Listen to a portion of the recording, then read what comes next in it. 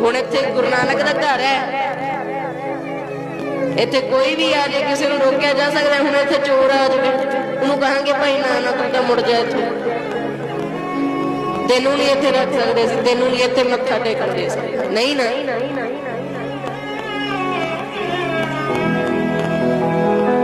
ਹੁਣ ਇੱਥੇ ਕਿਸੇ ਨੇ ਪਿੰਡ ਵਿੱਚ ਚੋਰੀ ਕੀਤੀ ਹੋਵੇ ਤੇ ਉਹ ਇੱਧਰ ਆ ਜਾਵੇ ਤੇ ਪ੍ਰਬੰਧਕ ਨੂੰ ਐ ਥੋੜੀ ਨਾ ਕਹਿ ਸਕਦੇ ਨੇ ਕਿ ਭਾਈ ਇੱਥੋਂ ਚਲਿਆ ਜਾ, ਤੂੰ ਇੱਥੇ ਨਹੀਂ ਆਉਣਾ। ਨਹੀਂ ਕਹਿ ਸਕਦੇ ਤਾਂ, ਕਿਉਂਕਿ ਗੁਰੂ ਨਾਨਕ ਦਾ ਘਰ ਹੈ, ਸਾਰਿਆਂ ਦਾ ਸਾਂਝ ਹੈ। ਇੱਥੇ ਚੋਰ ਵੀ ਆਉਂਦੇ ਨੇ, ਠੱਗ ਵੀ ਆਉਂਦੇ ਨੇ, ਅਮੀਰ ਵੀ ਆਉਂਦੇ ਨੇ, ਗਰੀਬ ਵੀ ਆਉਂਦੇ ਨੇ, ਸਾਰਿਆਂ ਲਈ ਖੁੱਲ੍ਹਾ ਹੈ।